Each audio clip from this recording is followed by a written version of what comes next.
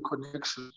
Honorable Latebe, I'll request that you assist me today, please, because this issue is just a problem for all of us. So I apologize for this 10-minute delay.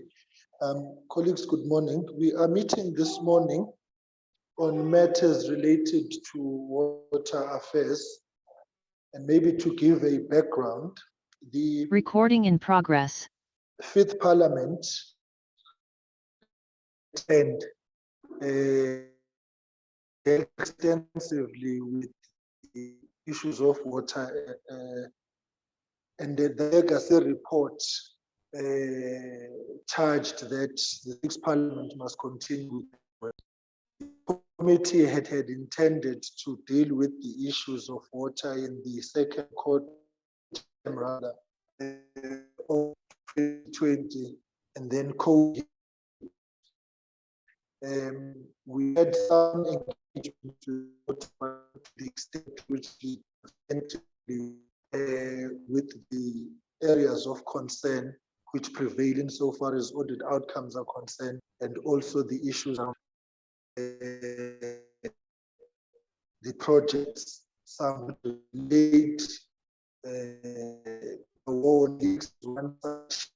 You are also dealing with the issues of consequence management, law enforcement based investigations, and so on and so forth. So we had kept the matter of water and sanitation on our radar to ensure that it receives the full attention of the committee.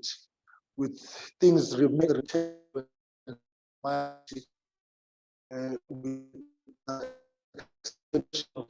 of the headache of those on one hand,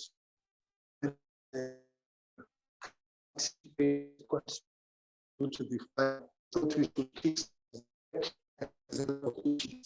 So this time we're having a hearing on those. We are losing you, Chair. Yeah, you're much better now. You can proceed. Okay. So I'm saying, so the magnitude and the complexity of the water matters does require our attention. And we're of course mindful of the presidential proclamations granting the SIU the opportunity now to investigate. But we do need to bring to a logical conclusion the parliamentary aspect into these matters.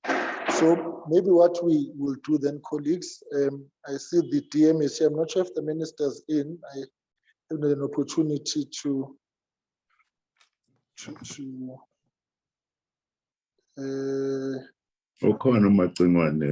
leadership. All right. Thank you. Macron, what we'll do is we'll hand over to you to make introductory remarks on the issues which you'd want to flag for us. We don't ordinarily do that in the hearing, but given the background of how the road traversed by Parliament, and that this is a matter which was handed over by the Fifth Parliament to the Sixth, and of course the touched on this matter, and the qualifications in the audit outcomes was also an issue. The issues in their complexity, I think it's only correct that maybe we ask the minister to address us, and then what we'll do, Honorable Haddad, once the minister's done, Honorable List will then kick off on issues around investigations, and then we'll see how far he goes for colleagues to then interact. So if it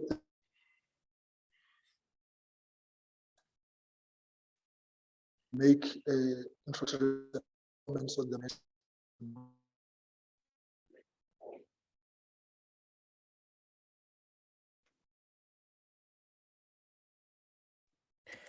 Thank you, Chair. You got disconnected, but we've captured the gist of what you were saying. Honorable the Minister Bob Macingwane is Becky Hadebe with the H. I am assisting the chair, we co-chairing. Let me take this opportunity and hand over to you for opening remarks and the input. Once you're done, we'll then give to Honorable Liz he will be leading the hearing and will interact as such. He will decide whether or not it's an interactive session, or he will first deal with the cases and hand over to you for responses. Over to you, Baba Macingwane, and you can introduce your delegation. Ngiyabonga, Baba. Thank you very much, Makulukulu. And thank you very much to the chair. I hope that he will get connected again. But thank you to the whole portfolio committee, SCOPA, for affording us this opportunity and indulging us as ministry to make opening remarks. I have here with me in the delegation the two deputy ministers, dear Mahlobo and dear Makatsi. I then have CFO Mwache acting as a DG, and several other DTGs, including those that I'm seeing now for corporate services. And I take it that we could have also DG is now in here. He's logging in from Denmark, where we left him yesterday. And then there are other DTGs here and several other senior managers in our department, some of whom will participate in reporting. We just want to start by saying that, of course, in the financial year 2020-2021, that financial year has been dominated, as we know, by COVID-19 and everything that went into it in terms of functionality of government and our department as well. But notwithstanding that, the department remained largely functional, with us joining in August 2021 and continuing up to now. So we're fairly vested with the affairs of the department a year later. What we want to report on and demonstrate is our commitment to strengthening accountability, which will incorporate, among others, improved service delivery. And want to put emphasis there that our repositioning of the department and our hard work is directed at improved service delivery. But we're aware that that should be preceded by strategic planning, by proper budgeting and performance management on the side of the department and the whole of the water sector. So all of us must focus on performance overall to our work. But a number of critical, immediate and long-term interventions have been implemented since we joined from August 5 last year. And we've sought to take on board with us the whole of the sector, not just the department. In our quest to strengthen accountability, we couldn't see any other most fundamental way of doing it rather than starting with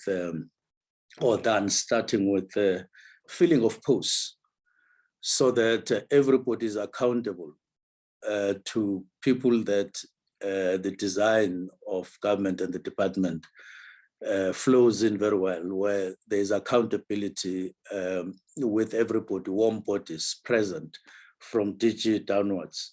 Because if you leave gaps, and then you'll always chase issues of accountability from behind, because it's a structure that has too many gaps, and therefore accounting gaps occur frequently and willy-nilly. So we started focusing on this. And number one, in terms of filling up the posts, was the post of the Director General, which has now been filled with effect from January this year.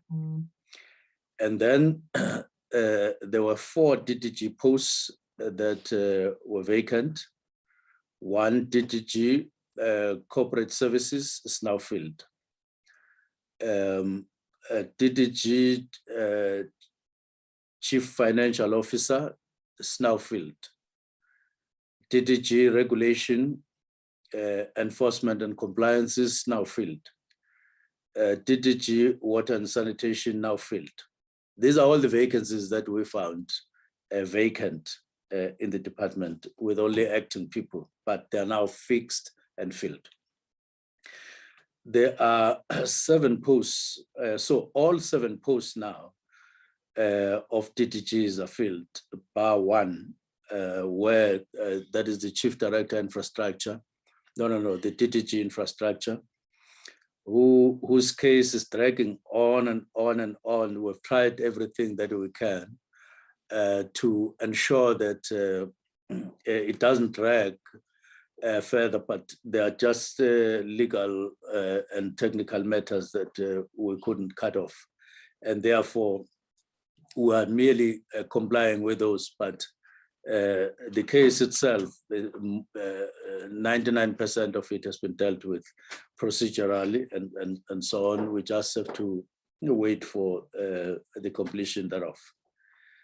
But that's the only post that we have, which is vacant, where there's an acting DDG. And then as far as chief directors are concerned, 8 posts that were vacant at the time we came have now been filled. 10 director posts that were vacant have now been filled. Other than that, 3 vacant posts that have been left by senior managers who were promoted to higher positions are now in the process of being filled. Now, 1 chief director post that was vacated by CFO will be filled as from the 1st of October, this is next month. And 1 vacant director post on forensic investigation and quality assurance is also in the process of being filled. And 1 vacant director post vacated by the current Western Cape provincial representative of or leader there of our office is also in the process of being filled.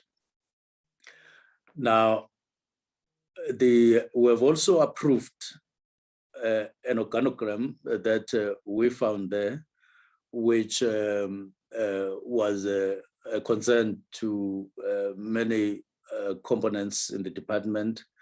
We've had to sit with labor, sit with everybody to make sure that the structure is in accordance with repositioning that we, as dictated to by the strategic planning.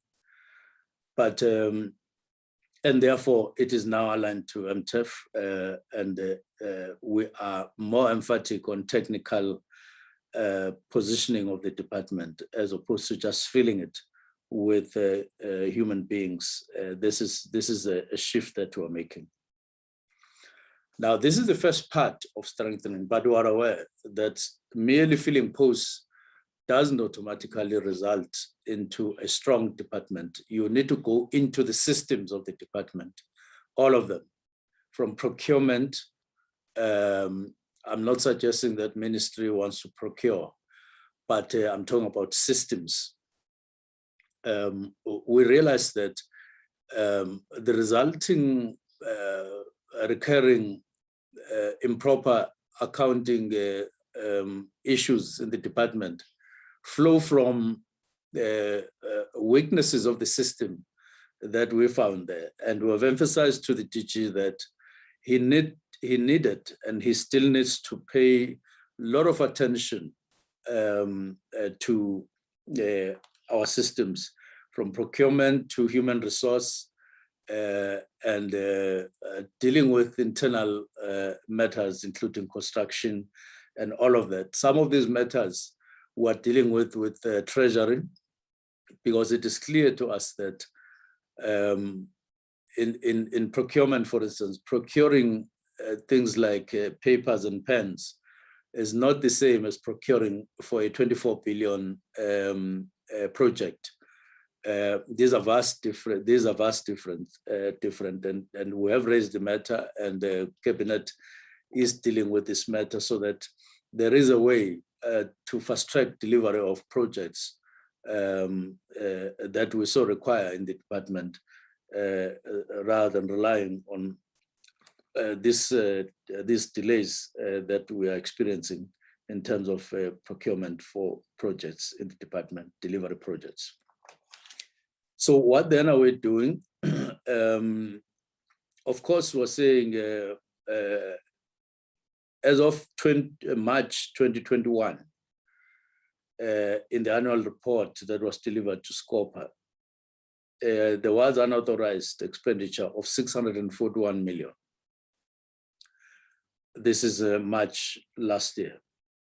And there was irregular expenditure of 18 billion from both accounts, the main account and the trading account, 10 and 8 respectively,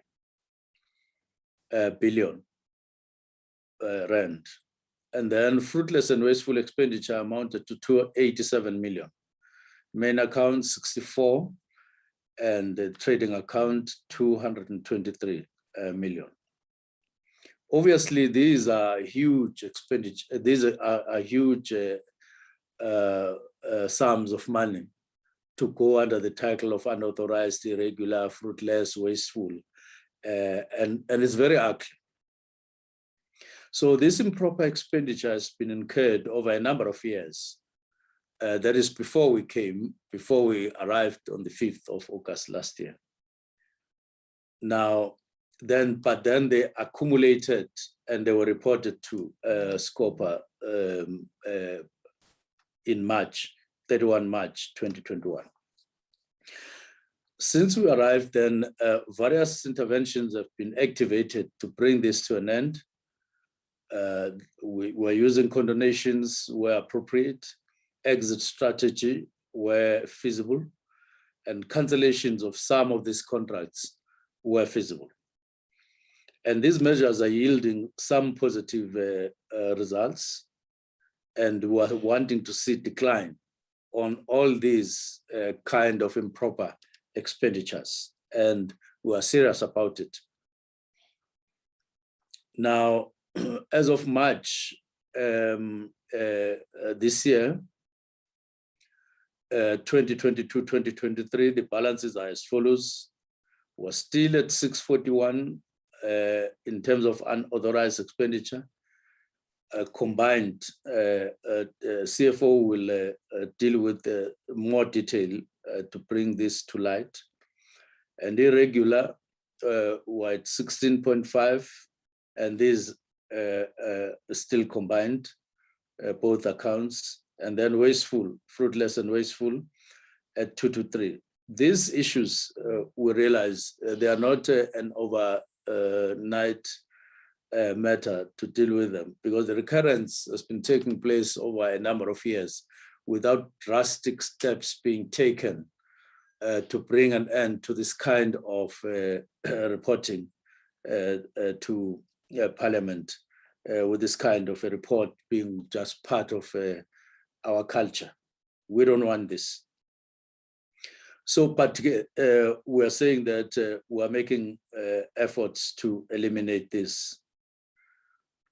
Now, a summary, the next issue, which is the third one at high level, are issues that are under investigation either by internal audit or by special investigations unit or South African Police Services. Now, I'm reporting on this as the third aspect at a high level that we will be reporting on in detail, but taking it because it is important, just as I've done in terms of recurring improper expenditures in the department. Now, number one, I want to indicate that during the time of one of my predecessors, Minister Mlewa, the late, of course, there were a number of cases that were registered at that time. This was 2009 up to 2014. There were 28 cases that were registered for investigation. 27 were financial, and the number of cases that were pending at that time was 1. And then the director, the person who was leading the department at an executive level was an acting director general called Balza. Now, from 2014 to 2018, Balza was still acting.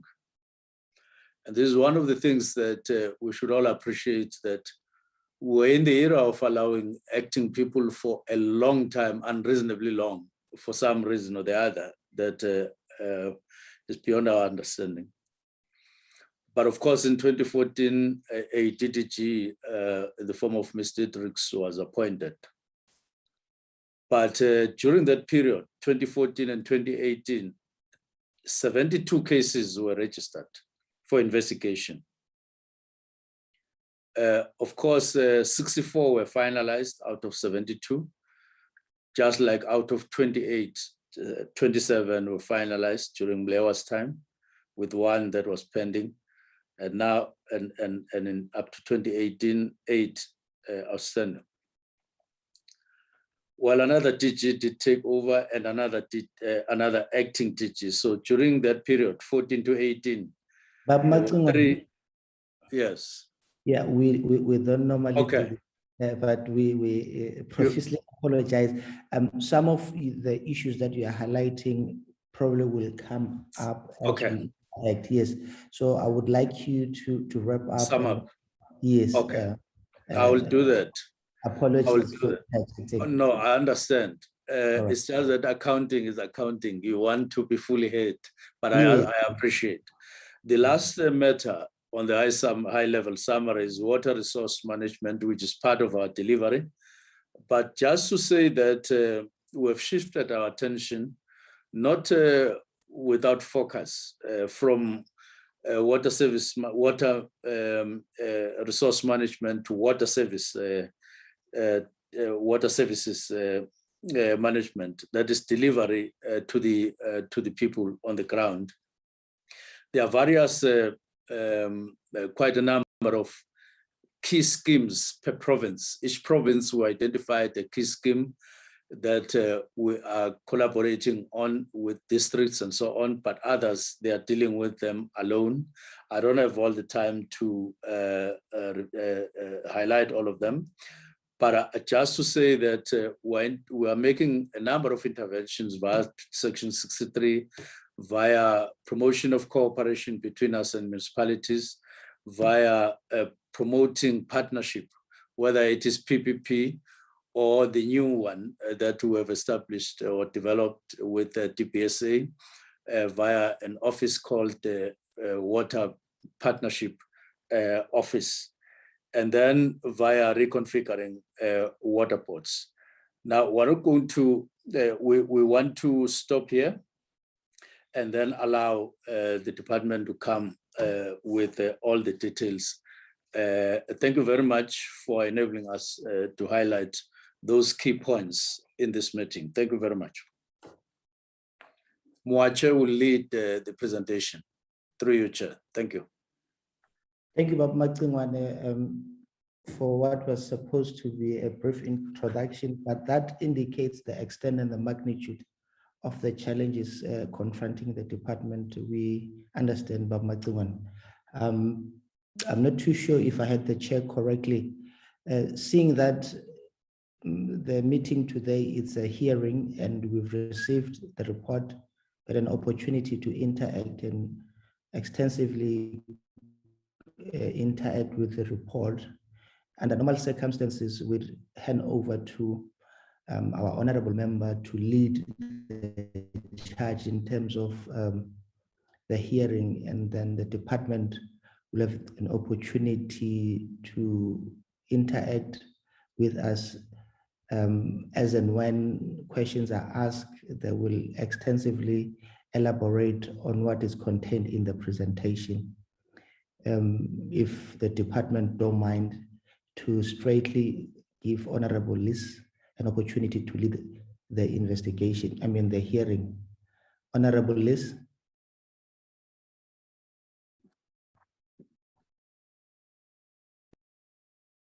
Thank you, Mr. Chairman, and thank you to the Minister, Matlingwan, for the report. As it turns out, the number of highly paid senior people in big positions is obviously important, but it begs the question: what money is left after paying salaries for the real provision, which you closed off with, is the provision of services? So we hope that balance is there. But today we're looking at the financial or the annual report for the 2021 year. And some of the issues, Minister, you've touched on, but there are so many issues. Mr. Chairman, I in the short time that we have, we're not going to be able to touch on everything that is possible. This department is in a bad way and has been in a bad way, and the Minister is taking action to fix it, and we thank him for that. But it remains, as he says, work in progress.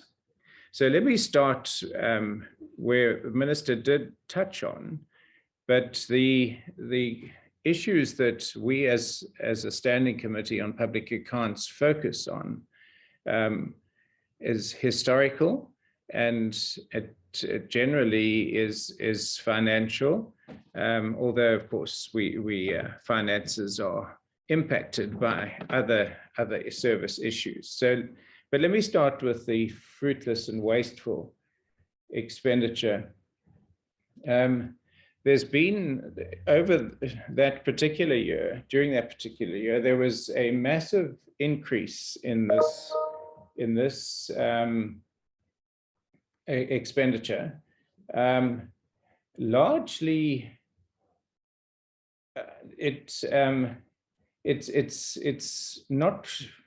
So it went from 65 million to 223 million, a figure which the Minister has mentioned, and apparently has, when we get to the year that's just finished in March 22 or April, we'll have the same figure, 223.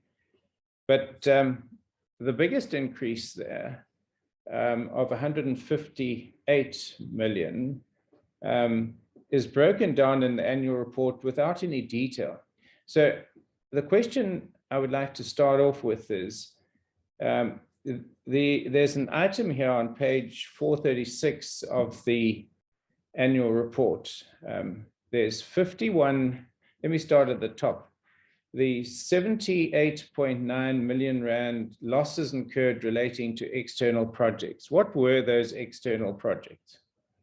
And Mr. Chairman, I'd like to do it on a hearing basis, which is what we are in today. So if I may ask the question, get a response to my question without too much of additional justifications, and we'll move on to the next question, if that's in order. Thank you, Mr. Chair.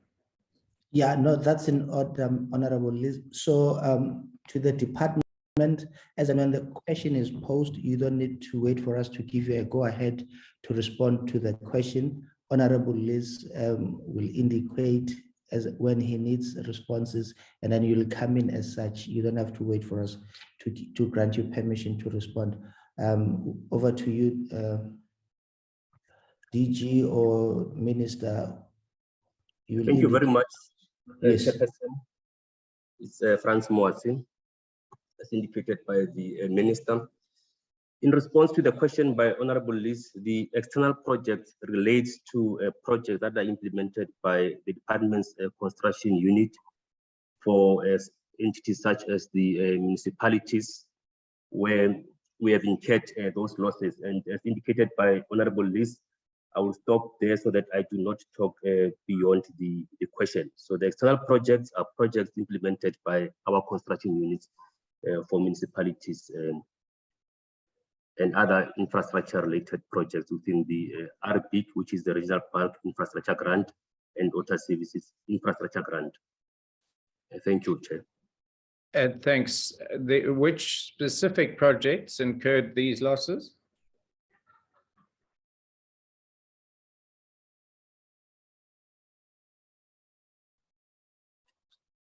Okay, thanks, Chairperson. It's various projects in our 9 provinces. Those include, amongst others, the projects that construction has been implemented. For example, in Limpopo, we had the Guyana project where the construction unit has been involved. We also have other projects that they've been implementing for COVID-19 across a number of provinces. We also had bucket eradication projects that construction unit has been implementing, Chairperson. Okay, that's quite general. So you don't have a list of those projects in front of you, I assume, otherwise you would give them to us. But then let's just look at the Guyana one. That one's been around for a while. What was the reason for the loss, and how much was the loss on that one? In terms of the 78.9 million that's reported for this year, how much of that was from that project? Chairperson, I will have to quickly draw, as indicated, the preparation was different from the department. I will be able to draw that information. I'm not sure if I'm allowed that we pause on that I'm able to draw that information for the committee. So if I'm allowed, if we can pass through that, then I'll be able to pull the specific report that speaks to those figures with your permission, Chairperson.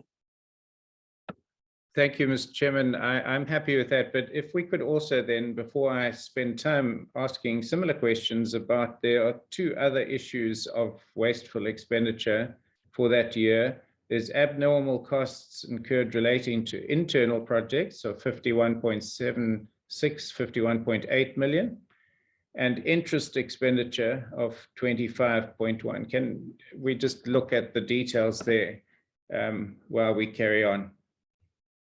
Yeah, we will do so, Chairperson.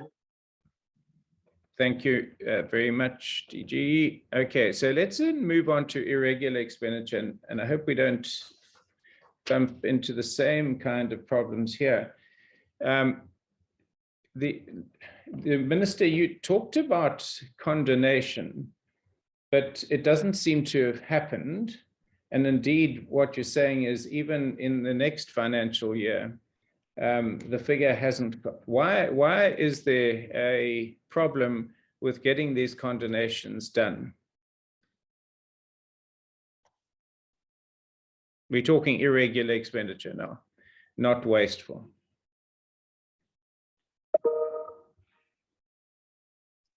The reasons, Chairperson, for a lack of condonation in the financial year under review is due to the fact that investigations were still ongoing, and also some of the disciplinary proceedings that are required by the National Treasury as we request approval for condonation. So in that particular year, it then indicates that we were not done with the consequence management in particular.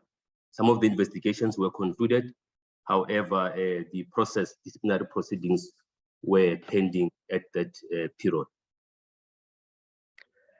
So, okay, it seems to be taking an awful long time, because am I correct, Minister, that you said in the year that's just finished, the following year to the one we're looking at, the problem of condonations has remained and hasn't yet been resolved? So we're talking about now 2 years of these issues, and I know you've reported what you're doing to try and improve that, but it's just seems to go on and on and on.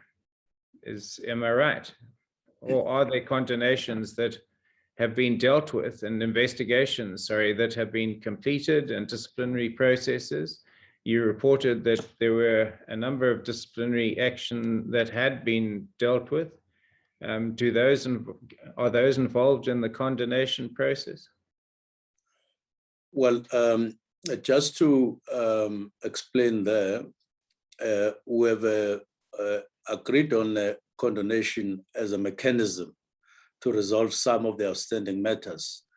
But there's a qualification, as I said, we said condonation where desirable or feasible. Now, that is subject, in other words, to Treasury approvals, processes approved by DG and cross-checked. And so these are things that that are ongoing in the department, and it may then occur that while the instrument is there, it hasn't found specific application to the cases at hand, as CFO is explaining that. It means it coincides with matters that have not been finalized either via Treasury or even internal. Thank you. Okay, so so there haven't been the investigations that have been or the disciplinary cases that have been finalized are not linked to irregular expenditures, what I'm hearing you saying. And also irregular expenditure, the other alternative, of course, is to recover the funds from the guilty party, which seems unlikely, but is that part of what the process is heading towards? Because in the end of the day, it's either that or condemnation. There's no, I'm not aware of any other way of dealing with irregular expenditure.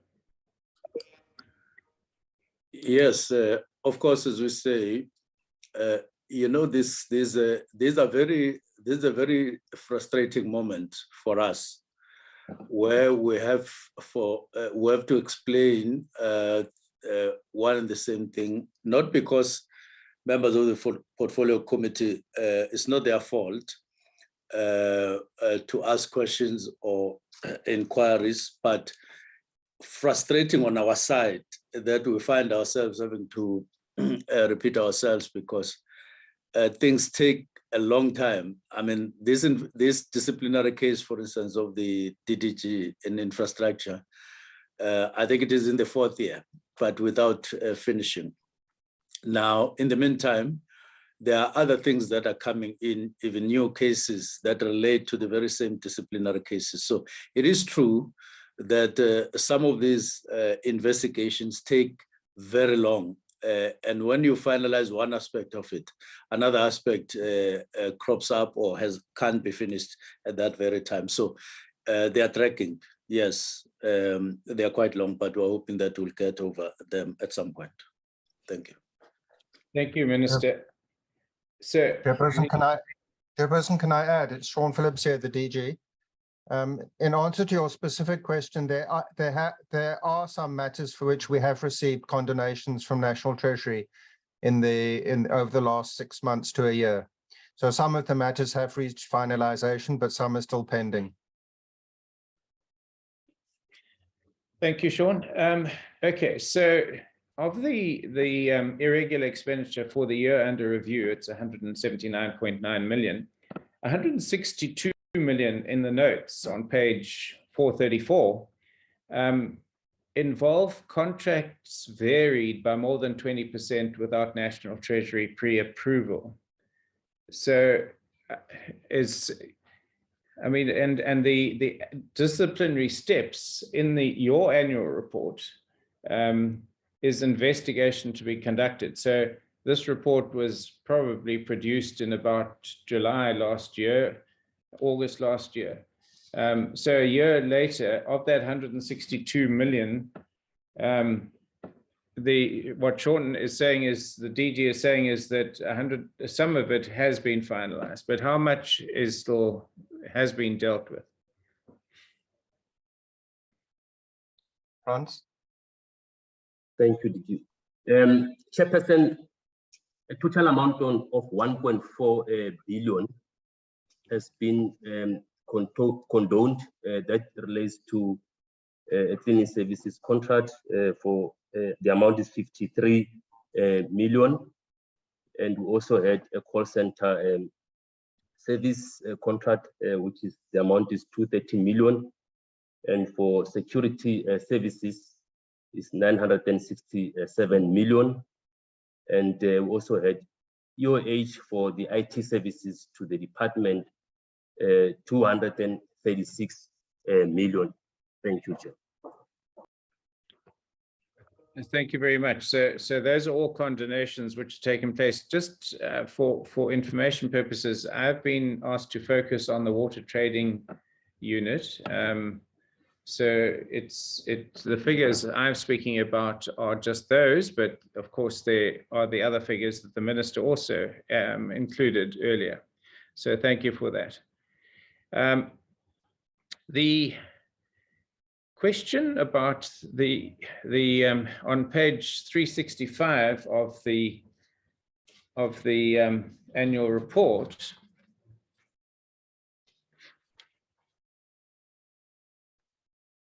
there's the question of the material irregularity, item 42, and I think it, as far as I can make out, it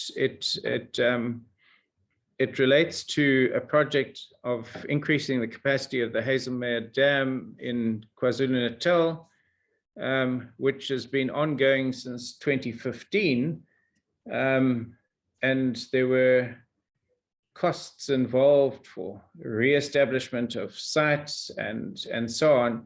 And of course, the dam, as that project apparently some 6 years later still hasn't been completed. So who are the companies who are involved in this loss of 28.8 million that was incurred here?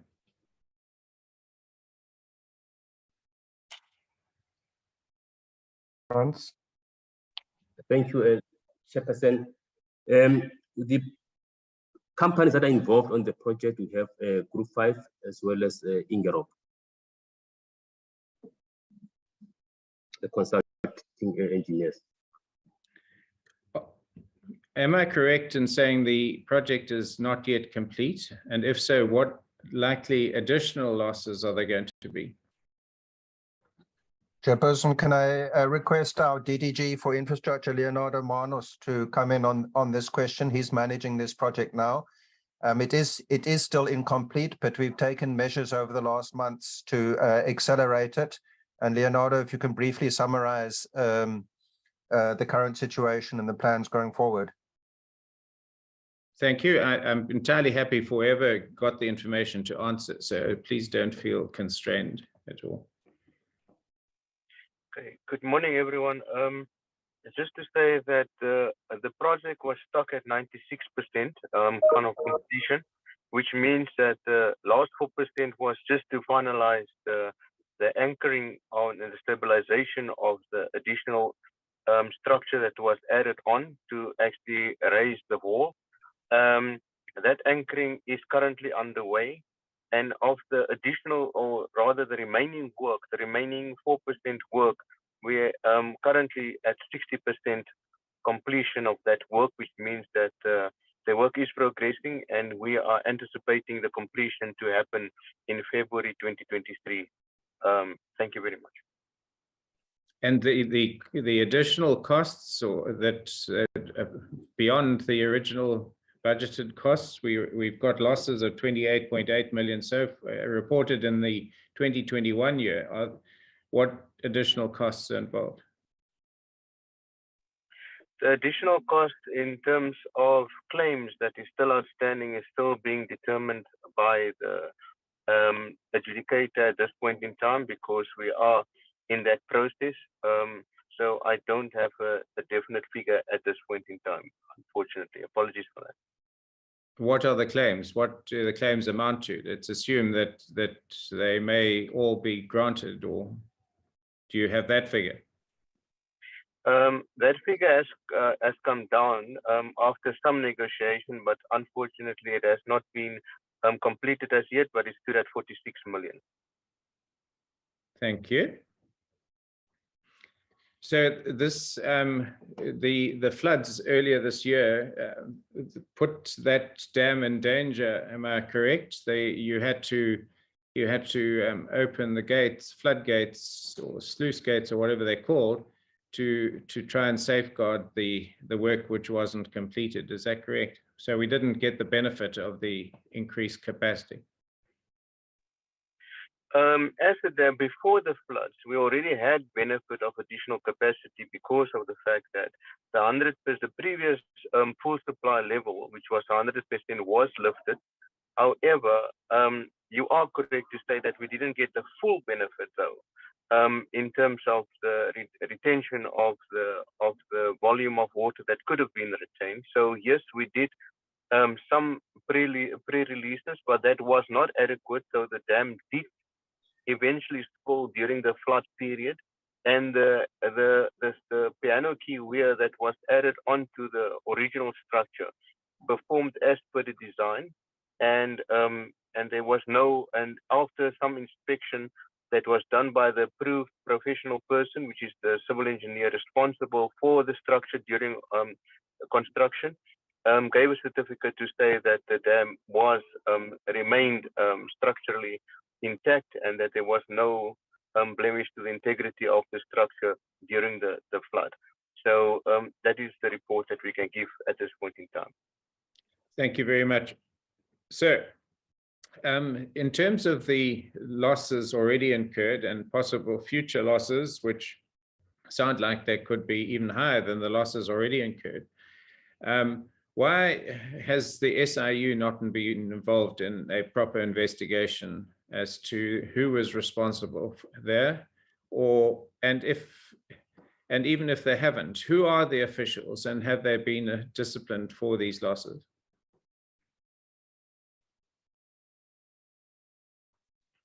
Perhaps, Leonardo, if you can just talk about the nature of the losses and the causes of the losses, and then we can get into the corrective actions.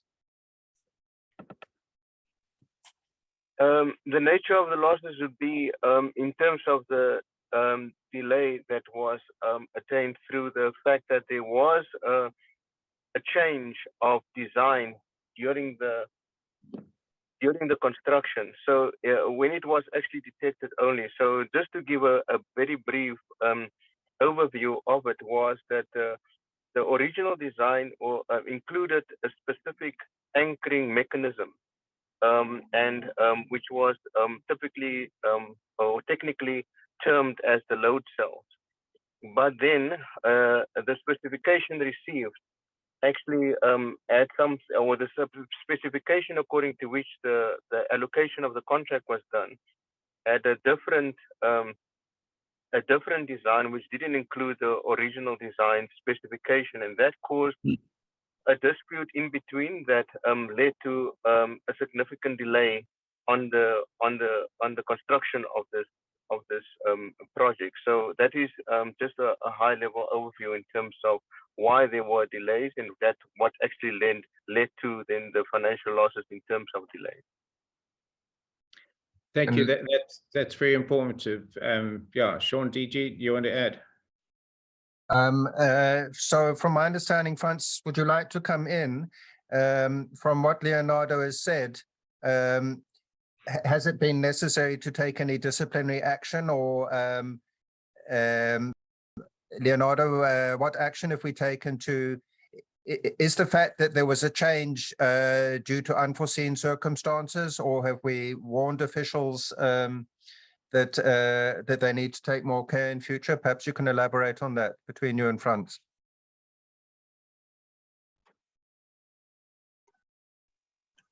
Okay, the brief that I can give was that the knowledge that I have, that there was an investigation done by professionals appointed by our internal audit, and there were certain recommendations made in that regard, but that was received recently.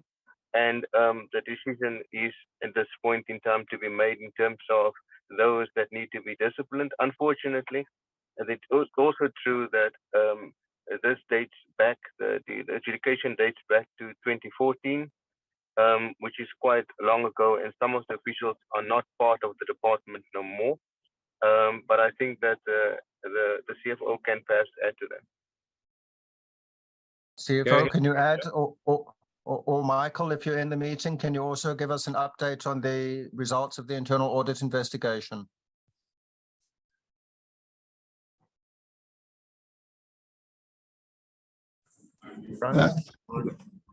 Yes, thank you, DG. That's correct that the investigation has been concluded. It was received, provided to the DG, and we have then submitted that to the Labor Relations Office to begin with the process of instituting those recommendations for action that had to be taken against the officials who were mentioned in the report to have contributed to the delays on non-decision making on the projects that led to those costs.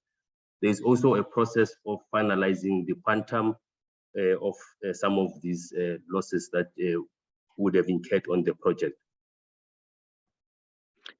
Thank you. Yeah. So as I understand it, then there are recommendations.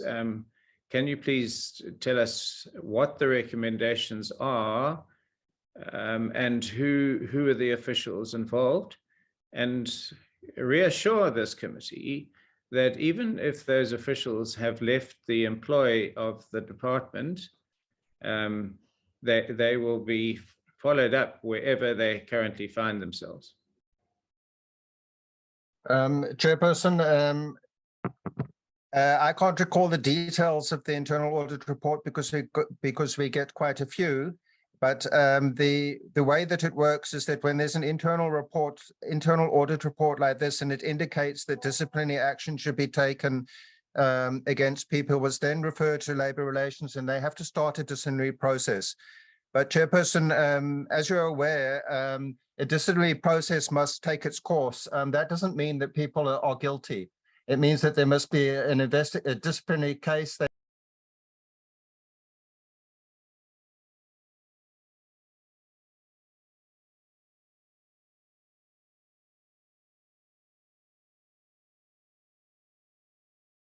defend themselves. But what I can say is that where officials in the department have been found to be negligent, and internal audit has said that disciplinary action should be taken against them, we will pursue those disciplinary cases fairly but fully to their conclusion, and action will be taken. I think in this case, from what Leonardo has said, it wasn't a case of money being stolen, any criminal action. So if the officials who were negligent have since left the department,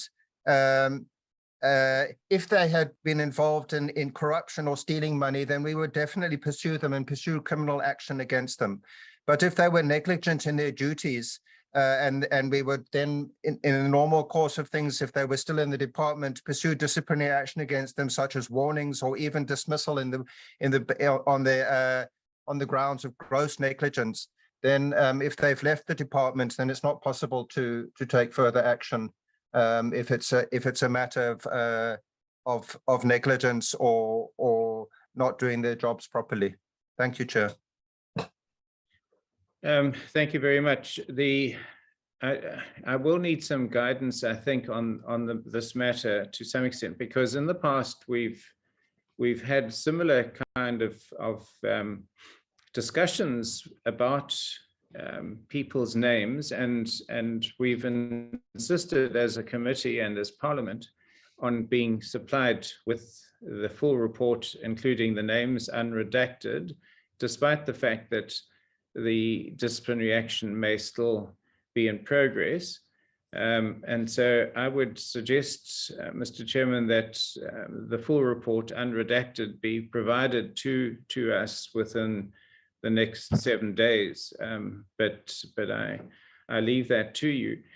Just in terms of those employees who may have left and therefore fall outside of the ambit of the internal disciplinary action, and perhaps can't be charged criminally. Surely you can follow them up with a civil action to recover whatever you can from them.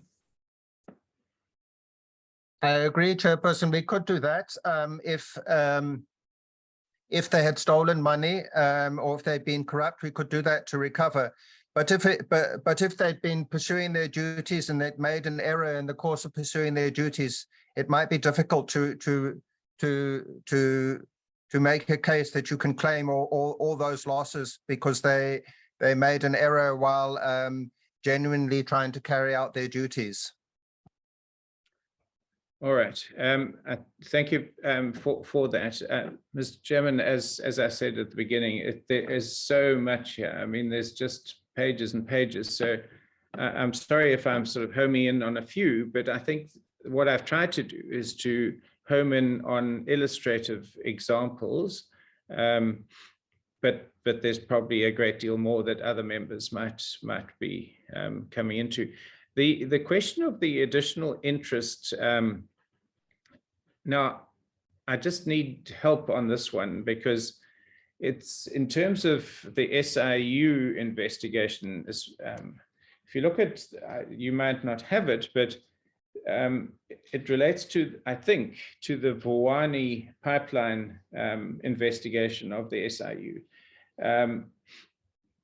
There was a disciplinary referral which the department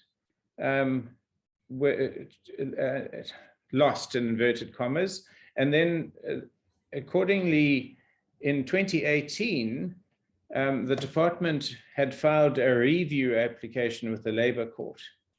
So it's now 2022. What is the status of that particular case? Ntabiseng or Conrad or Darrell, are you able to respond on this matter? Good morning, Chairperson and members. In terms of the review that we have submitted to the court, the review is still pending. The difficulty that the court has had in the past a few weeks and few months was the inability to serve the notice to the official that is implicated. They have sent their sheriff to the address that they have in their position, but unfortunately they could not find her in that address. So they were looking for the new address in terms of serving the sheriff notice to her. It's actually the official that we have indicated that is on suspension, the DDG infrastructure. Thank you, Chair. Sure. So that's quite disturbing because am I right that this was a review application in 2018, 4 years ago, and the person is known, Miss Mate, I assume is the person. She's on suspension, presumably getting paid every month, but in 4 years, the sheriff hasn't been able to find her, and she's being paid, I assume, full pay by the taxpayer all this time. Am I getting it right? Yes, Chairperson, but it's not as though the department has not been doing anything during this time. There has been disciplinary action against her. The disciplinary processes are almost complete. The presiding officer has made findings on all the charges against her, and it's now at the final stage, which should be completed in the next few weeks of the matter of hearing the two different sides on what the sanction should be based on the findings. Okay, I'm really now a little bit confused. Sorry, forgive me. I'm not directly involved and knowledgeable as you are. So The SIU reported to us on Proclamation 54, R54, that the disciplinary hearing was finalized and Ms. Mate was found not guilty, and the DWS then filed a review application at the Labour Court. So what disciplinary, are we talking about two different cases perhaps? Can you clarify that? Ntabiseng, or Daryl or Conrad, can you explain, please? Yes, Chairperson. I think there are two different issues here that has been raised by the DG. The review that we are talking about, that we have filed at the court, is relating to the first charges that Ms. Mate was charged on. There were 4 charges that he was charged on, which one was one of them for appointing the ASCAL. And then the second charge was on Hudetro and the Guyani, and as well as Black Dot. That is the separate charges on the current cases that is currently ongoing.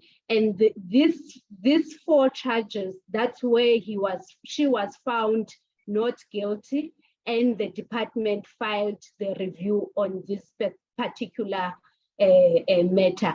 And on the issue of not founding her, when she changed the address, if she has changed the address, she has not informed the department in terms of the changing of the address. What we have done as a department, we have liaised with her representative in terms of him providing us with the address so that the papers can be served on her. Unfortunately, he is not willing to assist us in terms of providing with the new address. Thank you, Chair. Chairperson, if I can just add, so while she was found not guilty on those charges and the review application process, she was also charged for other matters, also related to issues being investigated by the SIU, and that's the process that I'm talking about, which is nearing completion. Thank you for the clarity, DG, but it does kind of raise more questions. So if that disciplinary process that you I now understand has coming to a conclusion, was this done in absentia, or was Ms. Mate present during this disciplinary process? She was present. So if she was present, how is it possible that we don't know where to serve a notice? Why didn't we phone the sheriff and say, she is here in the offices, serve it here? Or why didn't we just stop her salary until we get a new address and say, we can't pay your salary, we don't know where you live? I'm astounded. And what is her monthly salary amount? How much is she paid every month? She's paid the standard salary of a DDG, Which is what? which is publicly available on the DPSA website. They change annually every time that there's salary increases. I don't know offhand the exact amount per annum at the moment, but it's publicly available information. Ntabiseng, would you like to answer as to the follow-up question from the chair about perhaps if you can also clarify who is responsible for managing the sheriff and getting the sheriff to serve matters, and try and clarify the chairperson's additional question. Ntabiseng? In terms of the salary, she is earning between 1.5 and 1.7, which is the annual salary for the DDG. In terms of the responsible of managing the sheriff is the state attorney. Thanks, Chair. So, sorry, carry on. Okay. No, sorry, carry on, Chairperson. Okay, so sorry, DG, I've just flummoxed because if this was my company, and I've run fairly big companies, I would be shouting and the odds on paying someone.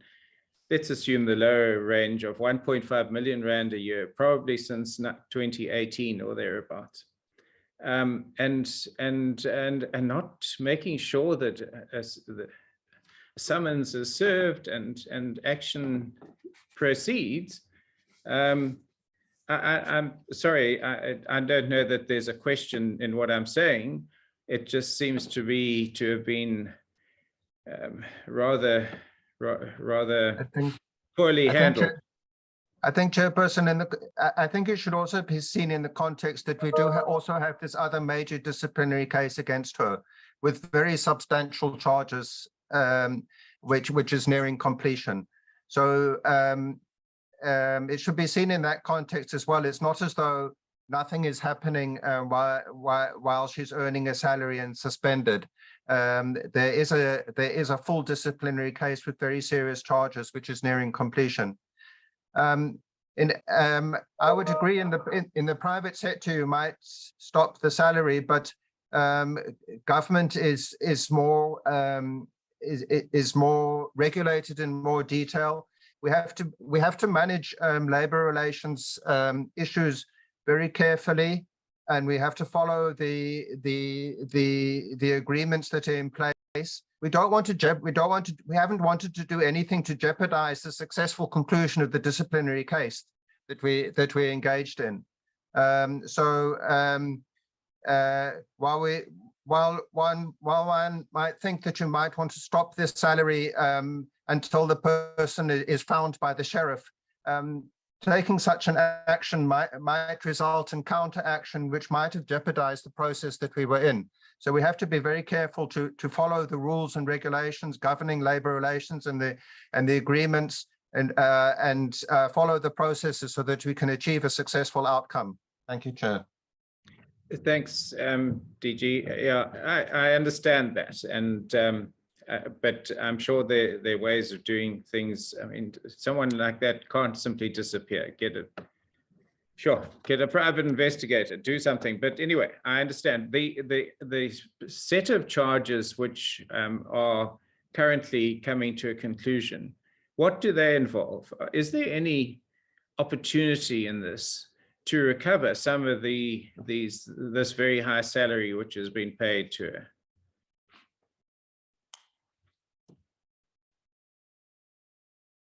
They involve financial misconduct, Chairperson, and yes, we will be looking at that following the completion of the process and the announcement of the sanction.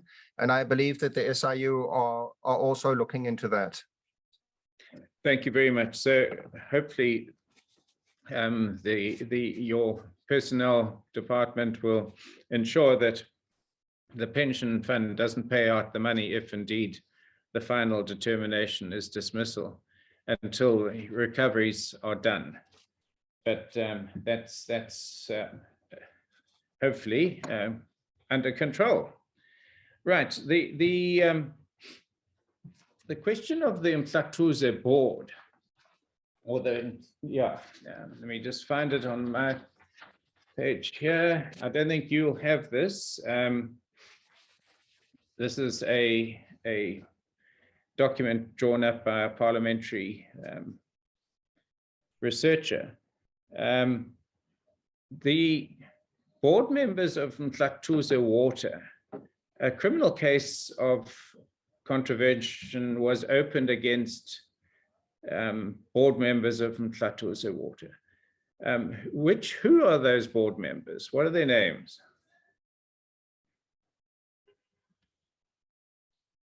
This is in terms of Proclamation R35, again, an SIU thing. The case number, if you want it, is CAS 22703 of 2010. Intabiseng, are you able to respond on that one?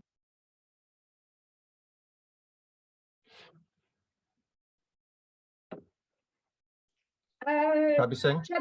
Yes, Chairperson. I'm trying to look at the Okay. list, but Let that process continue in the background, Okay. because and when you're ready, just say something or interrupt me. I really, please don't stand on ceremony with me. There were 3 implicated employees of the Water Board who resigned prior to the completion of the investigation. And so this goes back to the kind of questions we were putting in terms of Ms. Mate. So they've resigned. Do you know what subsequent action has been taken against them in terms of some kind of criminal action or resignation? Because a criminal case apparently was opened there as well. That's a separate case. It's case 16411/2010. If there's been some progress. So perhaps that needs a little bit of backroom, DG, before an answer can be given. Okay, so on page 112 of the SIU presentation to the committee, so I don't know whether you guys have got it. Have I got the page number right? Anyway, it revolves around the Amatola water tank issue, and the malfeasance that took place there, in terms of the provision of these water tanks. It was, so it's the it's R23 of 2020 is the case number or SIU number, referral number. So the investigations found that there were 2 officials who failed to disclose their interest during the procurement. In other words, and there was an intern who was a director of a company as a service provider that the company also appointed to supply and deliver the so-called rainwater harvesting tanks. The intern is a sister of a buyer at the Amatola Water Board.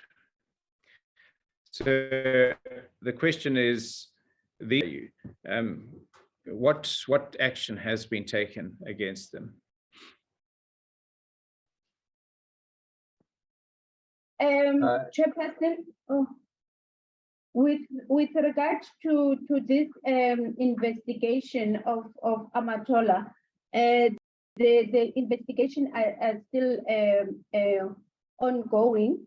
However, there has been civil litigations that has been referred by SIU. There are 5 of them and 18 criminal referrals and the 2 disciplinary, as you have indicated, Honorable. So this case is still ongoing. Thank you, Chair. Okay, so it goes back to 2020. We're now in 2022. What is the reason for the delays? When did the SIU? Are you saying the SIU is still investigating, or you guys? Because from what I can see in the SIU report, they've actually got some findings for you to act on. So yeah, 17 service providers. It's all here in the SIU report, but I'm not sure when you got that. So perhaps it's not been a delay on your side. Is that right? Thank you, Chair. In terms of the Water Board, the disciplinary processes are handled by the Water Board, not by the department. And indeed, the investigation was done by SIU, and they've made those referrals. Thank you, Chair. Okay, so when do we envisage these things being wound up then? And you know, yeah, justice delayed and all that stuff. These things just seem to go on, and I understand, DG, there are Stalingrad tactics that are adopted by some people, and the law requires certain things to be done. But sure, when you've got so many issues in your department and its entities, I do sympathize in a way, but when we need to have kind of target dates on these things. I mean, this one is now 4 years. Can we get any indication of what you wrapped up? Sorry, carry on. In terms of the, oh, sorry, Digi. Oh, Go ahead. I'll come in after you. all right. Okay. In terms of the disciplinary that was taking place on the officials themselves,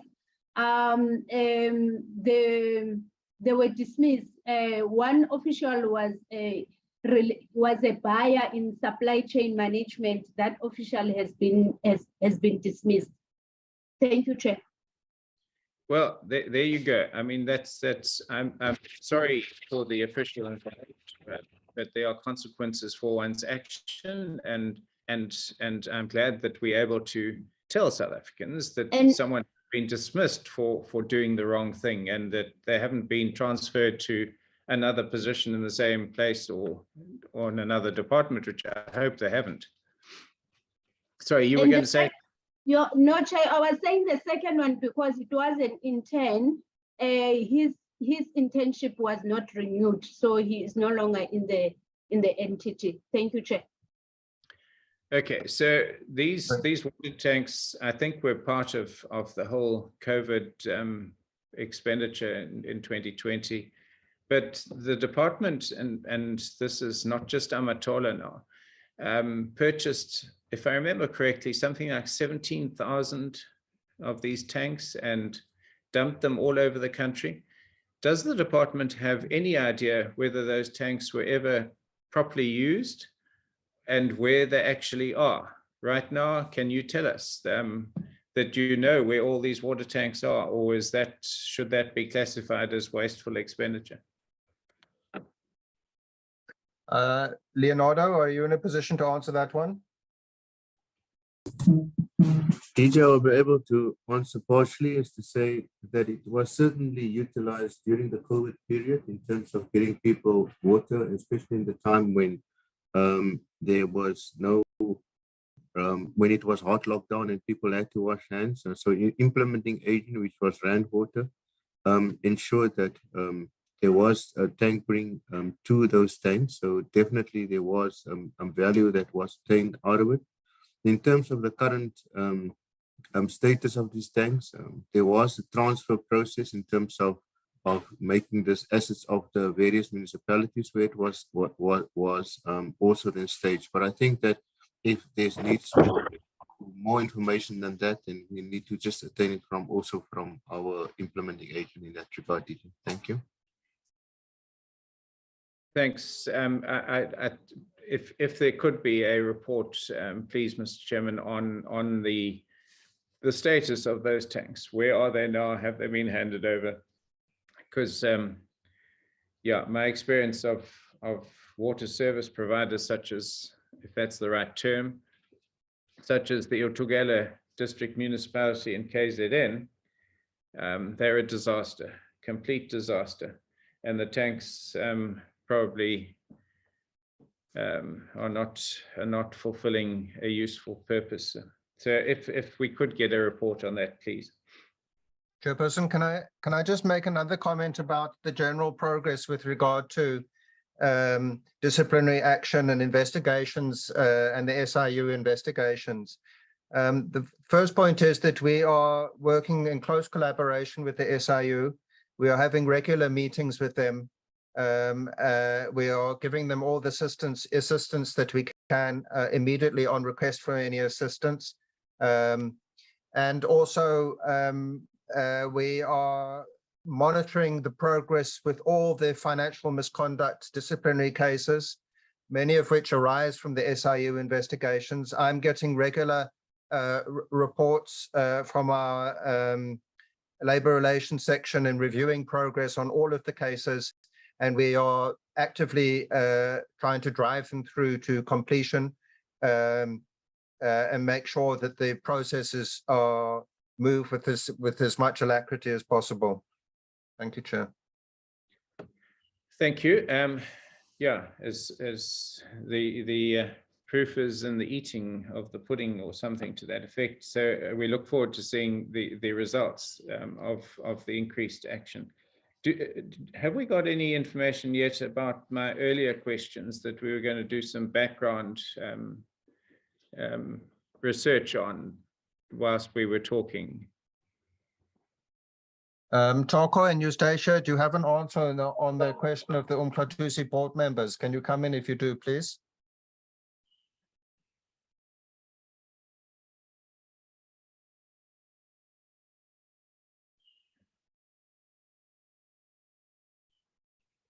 Toko, can you come in, please? Or Good morning, Eustacia?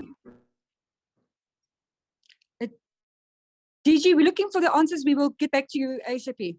Okay, no For the problem. names. Thank you. I'm not sure about the who should handle the following question, but Minister, I understand from the information I've been given that you had requested a full report from the Disciplinary Advisory Committee that I think has since been disbanded. Has such a report been produced? And if so, can we have a copy of it?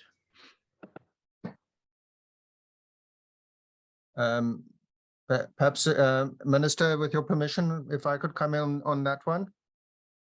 Chairperson, the Minister was only given a verbal briefing when he took over from the Disciplinary Advisory Committee. I have repeatedly asked the former chairperson of that Disciplinary Advisory Committee for the report, but I have not received it, including I've written a letter to her asking her for the report. We're not sure whether there is a report or not. It was reported in the Daily Maverick that there was a written report, but I'm not sure. And despite repeated requests on my behalf, I haven't received the report. But judging from the articles in the Daily Maverick, there were 63 or 65 cases in question that the Disciplinary Advisory Committee was looking at. We've discerned which cases those are of the 63, and we can report to you on the progress that we've made in the light of these processes that I described, that the department has been engaged in terms of monitoring and driving through disciplinary processes, including the cases that were previously being monitored by the Ministerial Disciplinary Advisory Committee. So of those, I'm just trying to get to my slide here quickly. Of those cases mentioned in the Daily Maverick, there were 63 cases, and 50 of those have been concluded as follows. 6 were finalized when the employees either resigned or retired. 3 were withdrawn due to a lack of evidence.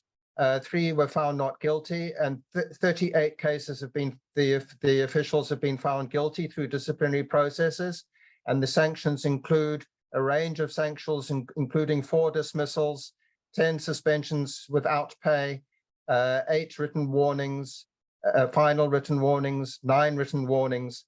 Even though we haven't been able to get the report that was mentioned in the Daily Maverick article, all of those 65 cases are all part of the whole set of disciplinary cases related to financial misconduct that we are monitoring, and we are ensuring are taken through to completion. Thank you, Chair. Thank you very much, DG. So yeah, it's great that the action you've taken, despite not getting the report.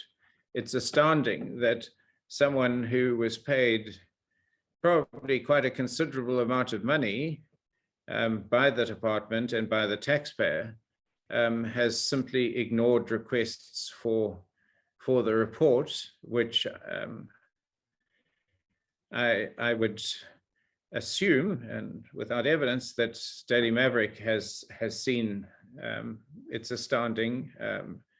I don't know what particular action you could take to get the report, but it seems that you've acted anyway without the report.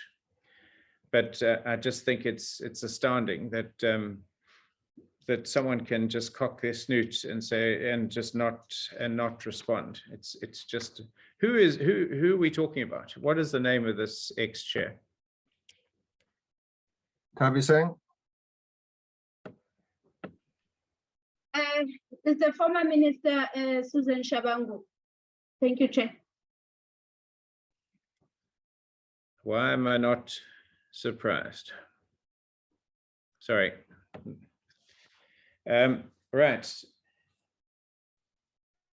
Mr. Chairman, I'm not sure who's chairing the meeting at the moment, but it doesn't really matter because we've done very well. And now I'm going to be a little naughty, Minister.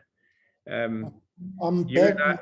I've got network coverage for now, so I'm here. Okay, that's fine. Just one last thing before my colleagues can take up the cudgels. Minister, we have a mutual friend who shares your Matlingwan surname, but that's not the point. We both KZN people, and I'm sure you are very aware of the vast water and sanitation issues in KZN as they are all over the country. And my colleagues and I spent some time in Masilonyana a couple of weeks ago. But I simply, for the last 15 years, we have battled to get the department, your department now, to act on a bulk water supply from the Spiernkop Dam to feed the desperately needed people needing water in the greater Ladysmith area of Driefontein and so on. Why is there such a delay? Your department approved the project in 2010, I'm told. The previous minister tried to fob me off that there were still feasibility studies when I submitted a written question. Why is that project not progressing and people having to live without water?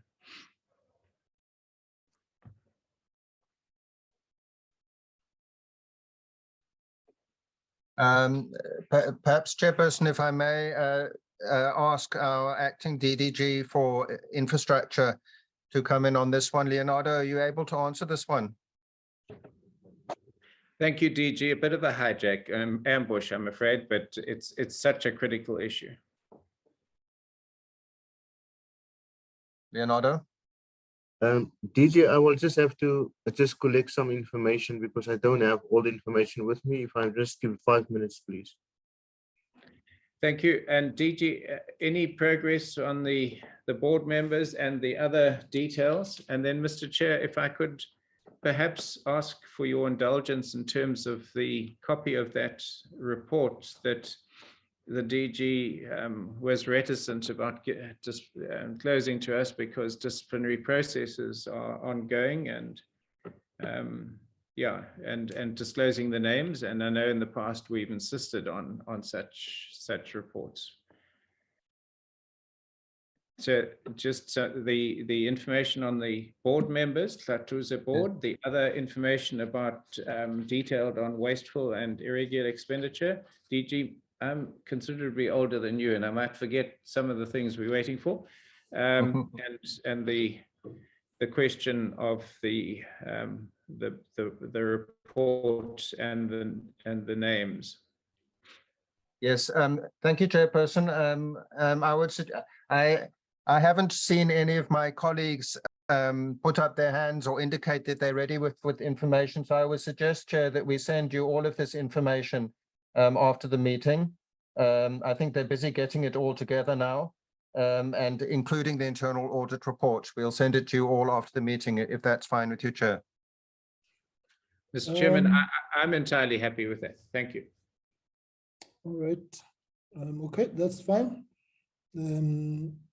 Suffice it to say that I still think we need to find another mechanism about these things that must be submitted, because they are found outside the meeting and therefore don't form part of the record in one way or the other.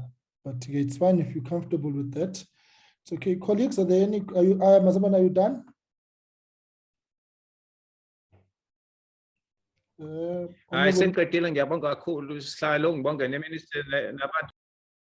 Okay. All right. Colleagues, are there any questions on your part?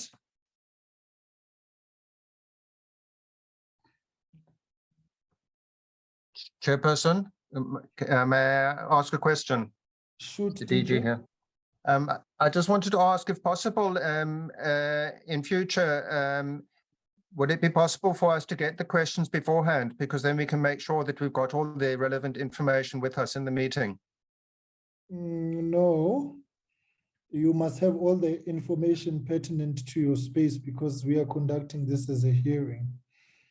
So it's on all matters related to what's before you. Our expectation is that everything is at your fingertips, and beyond that, with the benefit of working from home or working from offices in the virtual world, you've got access to the information.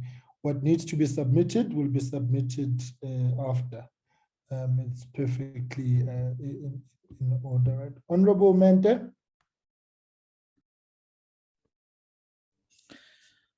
Thank you very much, Chairperson. Chair, I'm not sure if I'm the only person who did not get comfort with the answer on the water tankers. I would like us to get proper information on the issue of the water tankers, because it started way back, and then in 2020, it became worse.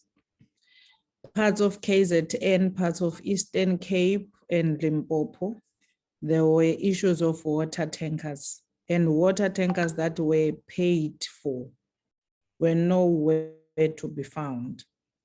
And for the department not to give us proper information and thorough in terms of how many water tankers did the department procure, how many reached the people, and how many are unaccounted for, and what's being done about that. And then the second part of my question is the issue of SIU and the department in relation to Guyani matter.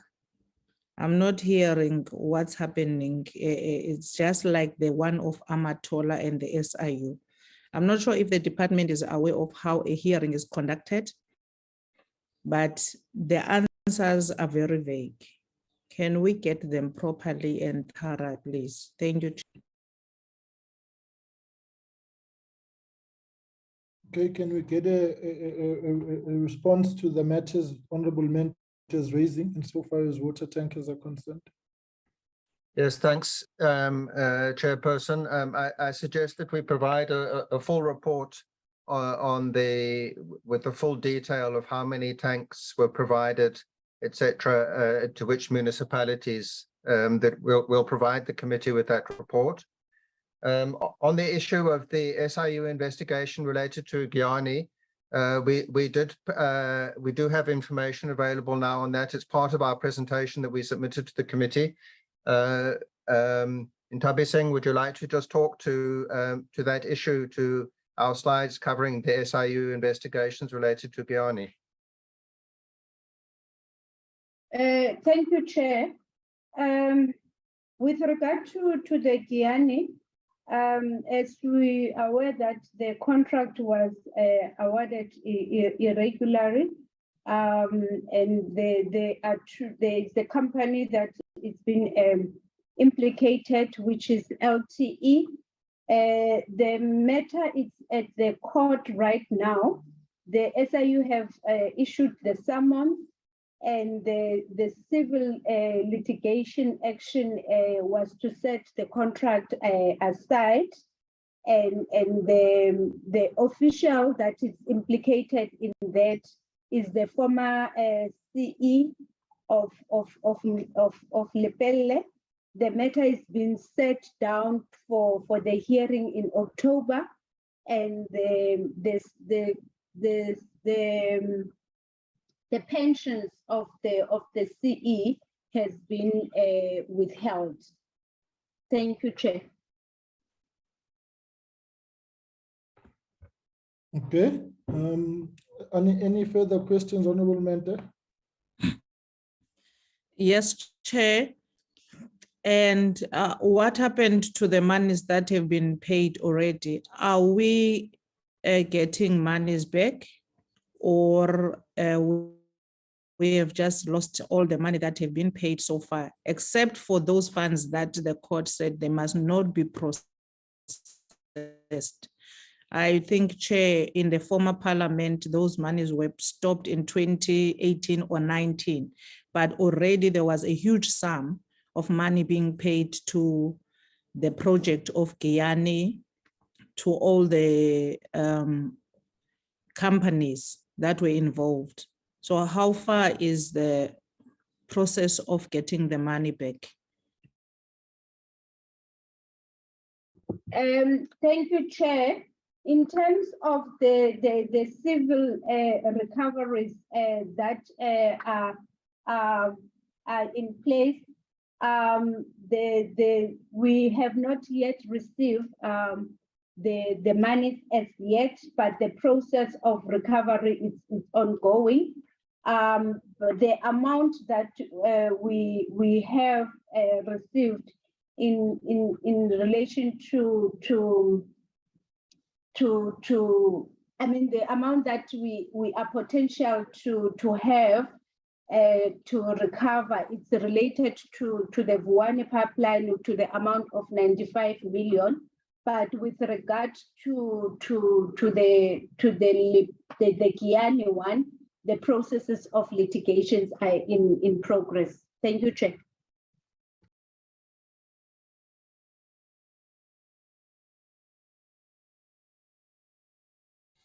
All right.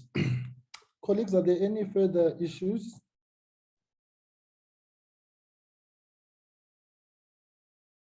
Honorable Liz. Mr. Chairman, thank you for the indulgence. I know I've had a lot of time, but there was one point that I just failed to pick up in terms of the contingent liabilities listed on page 431 of the annual report.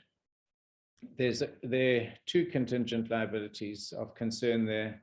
The first is Old Mutual Insurer Bow, which is 223.7 million, which was there in the 2020 report, is still there in 2021 report.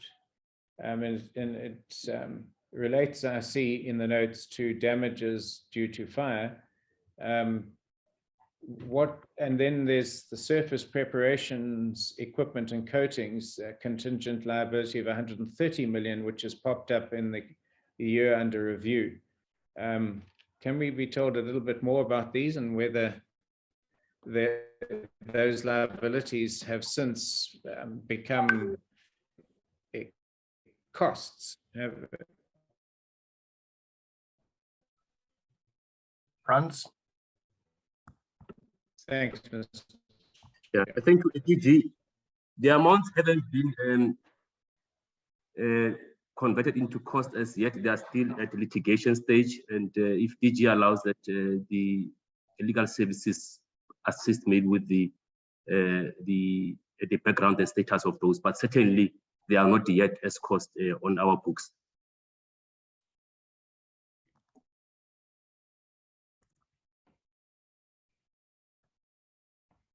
Impo, are you in the meeting? Do you want to add?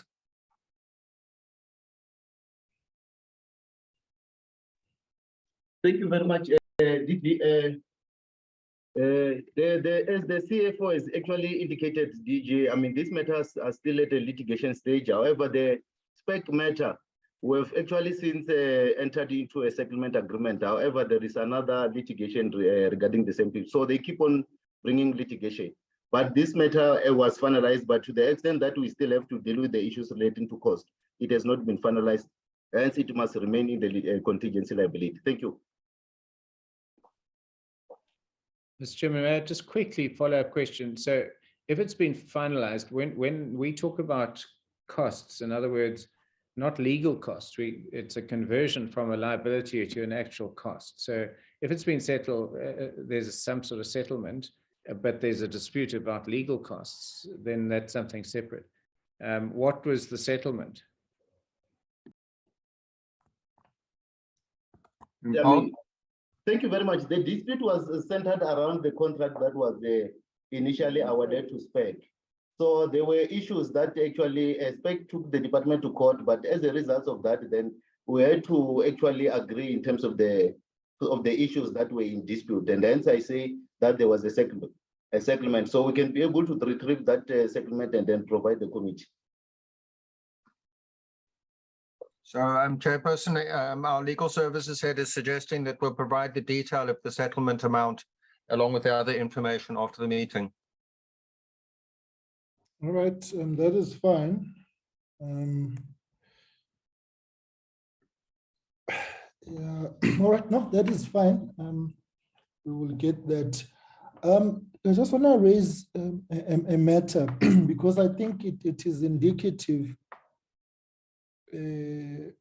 of the challenges that we face in this space. In that, whilst we may be dealing with historic matters, there continues to be a case of deja vu in the current realities confronting all of us insofar water is concerned. And here I'm referring specifically to a matter that in passing Honorable Lise has touched on. We were in Maceloniane municipality in the Free State some 3 weeks ago on a matter which was referred to us by the NCOP. And coincidentally, it was a matter, the municipality was on our radar in any case. So we went there and we visited one of the sites where they are refurbishing the water treatment works plant.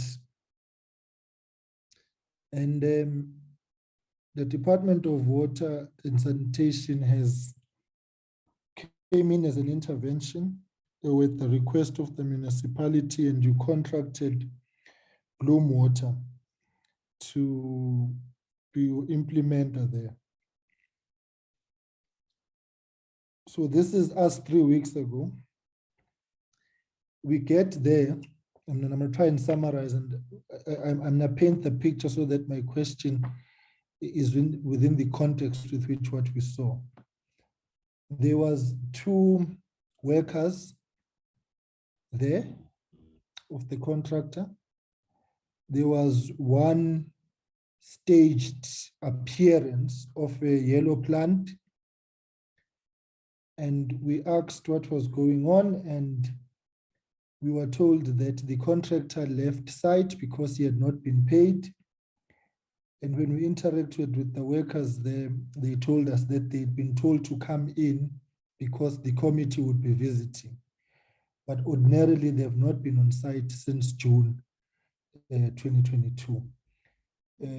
When Honorable Hadebe specifically asked about the cost of the yellow plant, it immediately left the site. So that's the background. We then had an interaction with officials, including officials of Bloom Water in Maceloniane, who arrived and said that there's no such thing, that the contractor has left because he has not been paid and that the contractor has not been there since June. They were at pains to dismiss the assertions that we made. The municipality then produced a report which, when we read from, the officials of Bloom Water owned that report and said that the information in any case that is being presented is theirs. On closer scrutiny of that report, the report then confirmed that there had been no work since June. They then backtracked and said that there's some errors in that report. Why I raise this? the extent of corruption taking place in the water space and a brazen defiance or dismissal of observations of the committee self by officials, and then when we probe them. So all I'm saying is, I hope I'm bringing this to the attention of the department to look at that. But we found the conduct and behavior of the Bloem Water officials to be absolutely inconsistent with the truth. And the challenge is that they are acting on your behalf. You are pumping money there, they are acting on your behalf. And the project management and contract management, it was just a total mess. And I'm not sure now of how many of these incidences are a repeat reality across the country. But it left a very bitter and sour taste in our mouths to say, these are the kind of officials we are dealing with. So I just thought I should present that to you here to say, this is indicative of what we have seen before, and it continues. So it's either the consequence management is not far-reaching enough, or you've got an element of people in the water space who actually don't care or are committed to their commitment of corruption and undermining the due processes of the law and just the basics of service delivery. And this was in our presence. So colleagues, I'm trying to summarize it. If I leave anything out insofar as just that one incident, which we stumbled upon on our watch, putting aside the greater water challenges which exist in that particular part of the country, but the conduct of those officials told us that we are far from being out of the woods insofar as pushing back on the frontiers of corruption in the space of water is concerned. So that's the first issue I want to raise. If there's a comment on it, it's fine. If it's noted, that's also okay. Then I'll move on to my second issue. Chairperson, we'll investigate that project in Masilonyana, and we'll provide you with a report. And yes, you are correct. We still do have problems across the board as the department, with the water boards and with municipalities, with contract management and infrastructure procurement. As the minister indicated, there's a huge amount of work that we need to do to improve our contract management and our procurement, both to make sure that it isn't corrupt, but also to make sure that it's efficient and effective, and that we appoint competent contractors, the best contractors that are available, and get good value for money. So those are all priorities for us that we're working on. We've developed an infrastructure procurement strategy in terms of National Treasury's framework for infrastructure delivery and procurement management. And we're going to be trying to make our infrastructure procurement much more sophisticated and better quality in future, so that we get better results. But we'll investigate fully this particular project at Masilonyana, and we'll send you a report, Chair. No, that's fine. I'm sure. Thanks, DJ. Our secretariat will also provide you with the exact details in terms of specific project name and so on and so forth. So far as that is concerned. The second point, Minister, is that on quite a number of occasions, when Honorable Mentor, is that a new hand or a historic hand? I assume it's a historic hand. No, Chair, it's a new hand, Chair, but Okay, I don't mean to interrupt you. No, proceed. I don't mean to interrupt you. There is some sense of laissez-faire attitude. Is the DG saying the issue of Masilonyana was never known to them? Then, Minister, if that's the case, we are facing a far bigger problem than the problem we think we see. It's a disaster. If the department in the DG's office, there is no DDG or projects around the country who on a daily basis is keeping up with what's happening with the money which we have appropriated and allocated to different projects. In particular, the Free State, where residents, even from Kwakwa, they still don't have water when they have been promised water. So for me, Chair, I think we must get a better approach or a better response from the office of the highest official in the department to say we will investigate that. It means that that matter was not even an issue within the department. They are not aware of what the implementing municipalities are doing with the money they have appropriated and sent from the department. I'm not comfortable with that, Chair. It's very problematic for me. Okay. Let's get the report from them, noting what you have said, because quite clearly it was also an observation of the committee insofar contract management is concerned and the transfers and the work that entities do on behalf of the department is concerned. I think it's a space and area that we will look at. Chairperson. And then stand by, DG. It is still a matter that we need to look at for us. But given the dire situation at Masilonian, I think maybe Honorable Mento, you are right in that the department should probably be aware of it. Right, DG? Yes, thank you, Chairperson. I just wanted to say that we are regularly monitoring the expenditure of all the grant money that we give to municipalities, including those managed by implementing agents such as Bloom Water. We do have a report on this particular project, which from Bloom Water, which indicates all the detail of the work done to date and overall progress. What we want to investigate is this worrying report that you're giving us, Chairperson, that you were given conflicting information by officials from Bloom Water and the municipality, and we want to get to the bottom of that and then come back to you. Thank you, Chair. Okay, sure, that's fine. We will await that report. Here's the second matter, and I think it is probably just now beyond a general observation. It's become commonplace.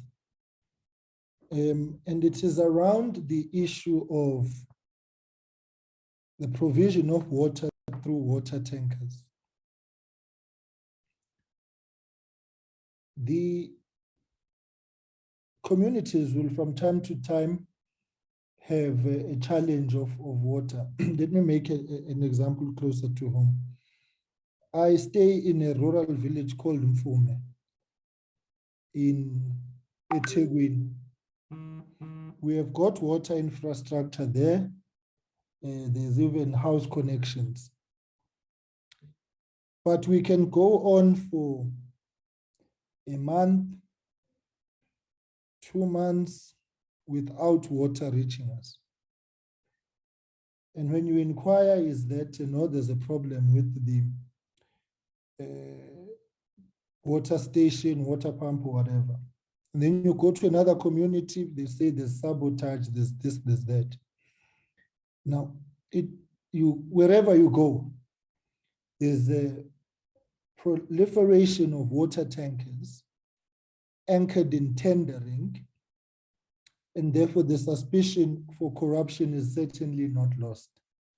So what I'm trying to determine is that the department investigating or working with law enforcement agencies on the issue of investigating what I can only call now an organized crime or syndicate of water tanker providers who will go out of business if people receive water directly from the water infrastructure that's there.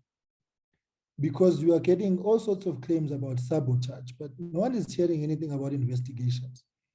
And this is prevalent throughout the country and is costing millions and billions of rands, on top of the fact that these water tanker drivers are charging people money in certain communities to get water. The water routes are inconsistent. The frequency of the provision of water is inconsistent. And literally communities are at the hands or at the mercy of these water tanker providers. It is so whether an investigation or intelligence reports or what, but it can't be that the country is held to ransom by what is happening right now, water tanker providers. So I'm really, I just thought it would be problematic of me or directional if I don't raise this. Because simply put, the resistance of the water tanker providers is prevalent and it's evident for everybody to see. So I would really want to know if you're not investigating or whether you've not received reports, why is that? Because the extent of the corruption which is taking place in these water tankering tendering space, it leaves very little to be desired. So I just want to place that as an overarching issue, which is in itself causing a fundamental problem to access to water and the provision of water. Can I come in, Chair? DG, yes, you can. Thank you, Chair. Yes, we are aware of the problem. We're also very concerned about it. Our preference is not for water tankers. We are only providing water tankers in emergency situations ourselves, and it is our view that water tankers are not a good solution for various reasons, including the ones that you've mentioned. We're also aware of the corruption problem, and as you say, the fact that there are reports that some tanker operators are even vandalizing municipal water infrastructure so that they can continue to provide water tankering services.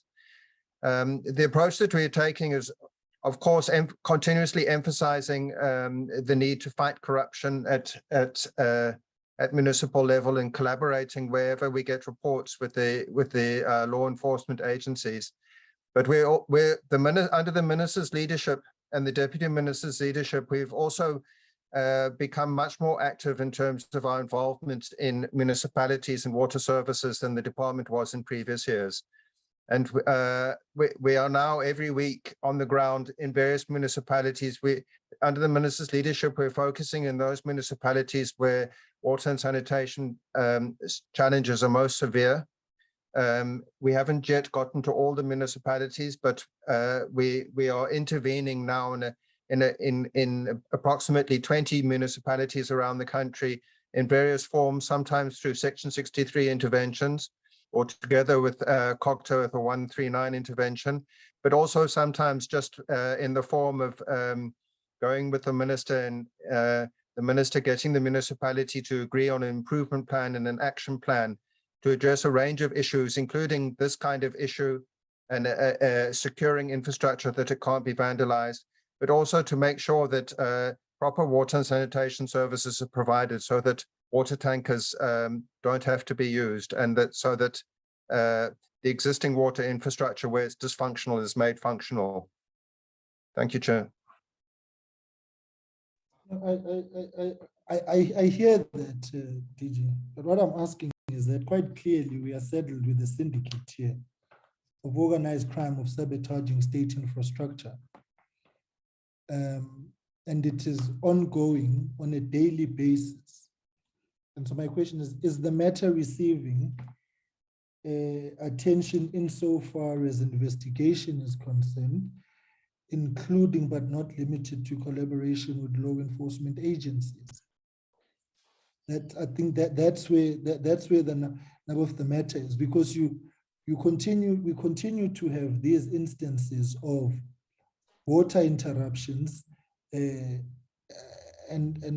destruction to property and infrastructure, vandalism and sabotage. But nobody's investigated, and therefore nobody will get arrested, and therefore the criminal syndicate continues on its work. It's the same thing that is going on with PRASA infrastructure, the railway infrastructure. Say, no, there's a syndicate, and so on. But there's no consequence management, there's no investigation. So I think the question I'm trying to really drive at is how this matter must be taken forward. Because this tendering system, insofar as these water tankers is concerned, is a headache across the spectrum. It's across the country. I was just making an example with where I come from. Just that the water tanker that they bring to my area doesn't even come to my part of the village. The only saving grace is that we've got a smaller nyana baki, so slaisha impongolo neipakpaku sambe siwafuna amanzi emfuleni nasemathangeni lekho. But not everybody can afford to do that. So that's the question I'm really saying, Uti. I suppose maybe even state security would have to help us here on that. Minister, I note your hand. Before you come, can I just take Honorable Mendes? I think she wants to build up on this, and then the minister will come in. Thank you, Chair. Now, I just wanted to say, Chair, Ngakamudiri Mulema municipality, the mayor informed us in our meeting when we went for the floods in Tswaying that water provision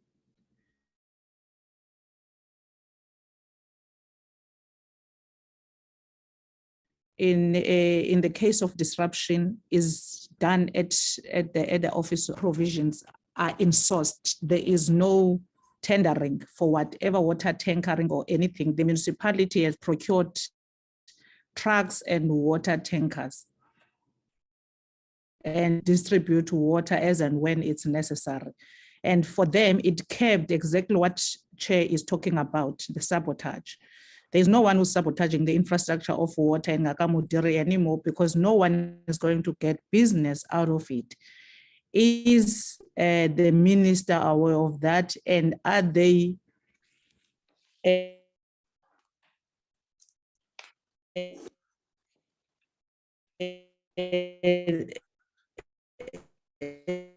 thinking of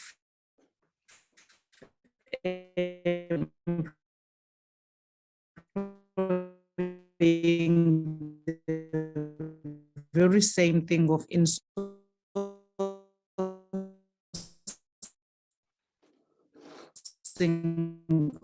all water provisions?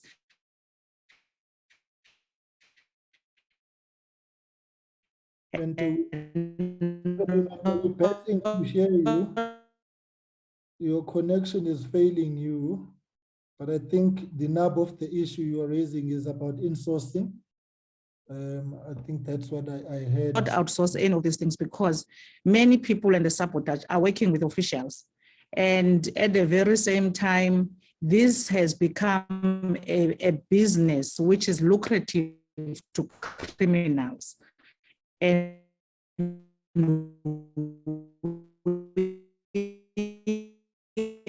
Honorable Mentor, we are really battling to hear you.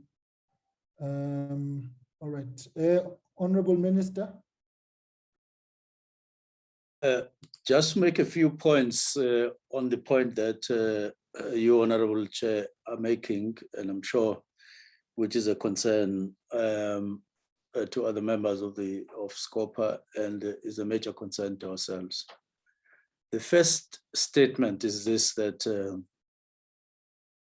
it is a generally known fact in South Africa, and I'm sure in Parliament, but certainly in Cabinet, that we have declining local government in South Africa. with regard to provision of basic services. It's declining. And in some cases already declined, and in some cases, almost municipalities are non-functional, generally speaking. It's a known fact. Even SALCA know this. They raise issues of legislative provisions that deprive municipalities for what is due to them, and therefore they can't perform that. All of those arguments, but the bottom line is that municipal services with regard to basic provision of these services has declined. Now, water is not an exception. Water and sanitation is not an exception. We now know, I'm sure more than half of municipalities in the country, that they are underperforming, or in some cases not performing at all with regard to water and sanitation. Now, one of the things that is part of the element of this failure to provide water and sanitation services, one of the elements is capacity. Another element is general poverty in the country, where people generally are not able to collect. But closer home, it is corruption. Closer home, it is lack of billing, collection, just lack of efficiencies with regard to running water and sanitation services in each municipality. Now, let me focus on water tankering. Now, in some cases, water tankering has become an official corruption field, kind of a syndicate, legitimatized in some cases by mayors themselves, or some people in ESCOs and municipalities, but also it involves those who are in these services, those who are providing services. If you buy tankers as an individual company, up to 30 of those tankers, surely we are going to want to recoup your money, and you are going to want a job for them rather than just having them parked somewhere. It would be a worry to you, even if you pay them cash. It will be a worry to you that they are just standing there.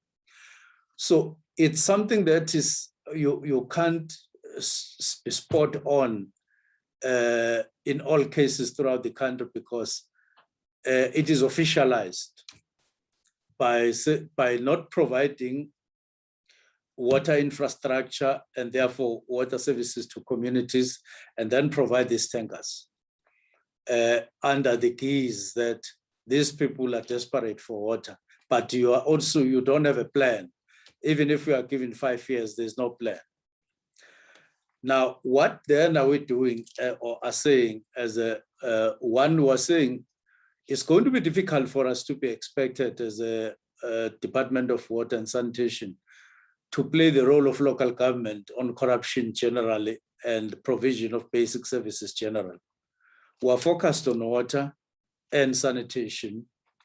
And what we are saying is that incrementally, we're not going to allow these grants, which in our view have been abused for a long time in some cases, to be used for hiring, providing tankers to communities, unless there is a storm or some emergency of one kind or the other. Let me just make an example. One of the municipalities in the country have had a sudden eruption of activism on the part of communities demanding water. Now, if a local mayor and a district mayor who is a water service authority can provide answers in order to calm down those fires, the likelihood is that they are going to say, we're going to give you tankered water. But in most of the time, they have run out of money to provide those tankering services. So it will be a day or two. And then the demand is going to be thrown to us nationally to intervene. Obviously, what do? We say if communities are proven not to have water, not just now, but for a long time, but they reach a point where it is they can't stand it. So you may then say, our attitude is that do away with tankering, even in such circumstances, but focus on piped water, invest there. The other images you can consider at least is boreholing, but boreholing is also a problem because it then provides water on a communal basis for which nobody pays. You can say to the municipalities, pay for equipment and sustenance thereof, electricity and so on, but you are not sure of that. And you can't give boreholes to all villages and so on. So certainly piped water is much more a favorite on our side, and then can be followed by boreholing, but tankering just for days when people will really see that they are desperate and so on. So generally, want to appeal to Scopa to say, let's get united on this matter to say, let's not encourage tankering for various reasons that are of concern here. And we are unable to investigate because we are going to become invested. You have seen how full of dockets we are on our own. And there are recent cases like Umhlatuze in the board and so on. So already our hands are full in terms of investigations. We are discouraging ourselves against more. And therefore, but let's just discourage, and on our side, we want to channel our grants towards piped water, which is sustainable, which is better in terms of investment going forward. With regard to Ngaka Molema Modiri Molema is something that we can follow up, but we know that there's an outstanding meeting between ourselves and the mayor there. I'm sure that matter is on the agenda when we get to a meeting situation. Thank you.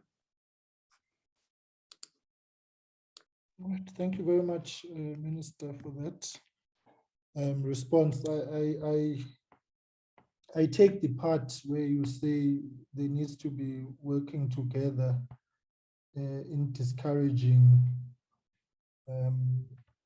this, but I think we will have to look at it much more closely with COGTA as well in the issues of capacity that you are referring to, because that's another challenge which cannot be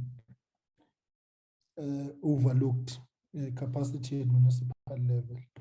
So, but colleagues, are there any other matters that you'd like to raise?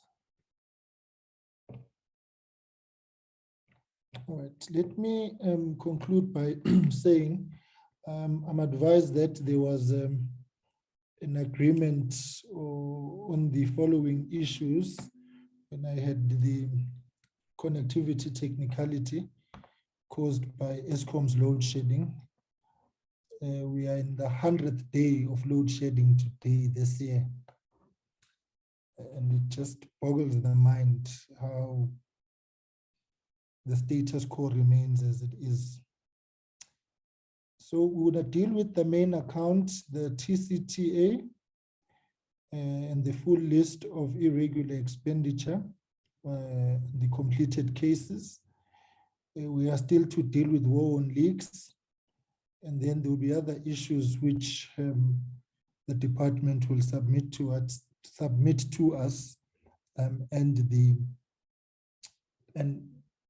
submitted to us by the SIU. The reality is that, Minister, when the 5th Parliament ended, unfortunately, one was in Scopa in the 5th Parliament. There was a week-long session with the Department of Water. So I'm not surprised and I'm sure Honorable Mente as well, who was there with us at the end of that one, Honorable Liz had moved to finance. I'm not surprised at the extent of the problems that you have enumerated, because I can tell you that there was a glaring dishonesty insofar as the answers that were provided by officials. They would wait, one would wait to hear what the other one is saying and then calculate how they should respond in order to cover themselves. It was a shocker to watch.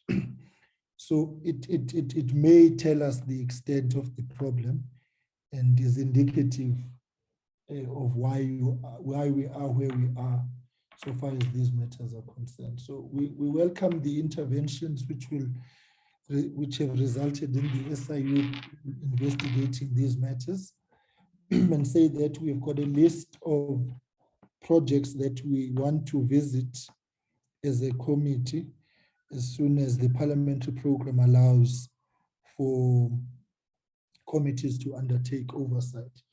So with that, I'm saying water in this new normal or new semblance of normality which prevails will now be a prominent feature of our work. Because as I indicated earlier on, we were simply constrained by COVID.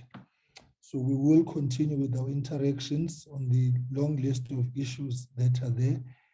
And to say our particular focus is, of course, on consequence management, project management, and ensuring that the public money reaches the people insofar as service delivery is concerned. So colleagues, if I may leave it at that on our behalf, thank the Minister and the DG. Thank you, colleagues. SIU, AG, thank you for being here. DG, all the documents and submissions that need to be made. I know that you said after the meeting, but we are generally quite nice people here, our reputation notwithstanding. And if we can receive those documents close of business on Friday, so that you can collate properly and ensure that the documents that we receive go through the necessary processes of quality check. So Friday close of business, if we can receive all those documents, it's just consistent with our niceness. Minister, can I give you an opportunity to make concluding remarks if there are any on your side, and then we'll bring the meeting to an end. Thank you very much, Chair. Umajalo. Thank you. Thank you very much, Minister. Colleagues, are you all good? Do you fine? We are covered, Lalo Siabo. I'm not fine, Mr. Chairman. I'm not fine, but thank you to the department, and we really look forward to great improvements. Yeah, no, I think, colleagues, we will have meetings. We are working towards physical meetings, the constraints of space notwithstanding in Parliament, and the processes in place on how to access whatever space is there for further engagements. And I'm sure the department will be joining us on the oversights that we'll be undertaking as soon as the time allows. So I think the engagement is ongoing today. Honorable Adebe, thanks for your assistance earlier on, and Honorable Liz, thanks for leading us today. Colleagues, on that note, if there's nothing else, the meeting stands adjourned. Long live the chair. Thank you, Chair. I receive. Thank you, Chair. Long live the committee. Chair. Nagoge.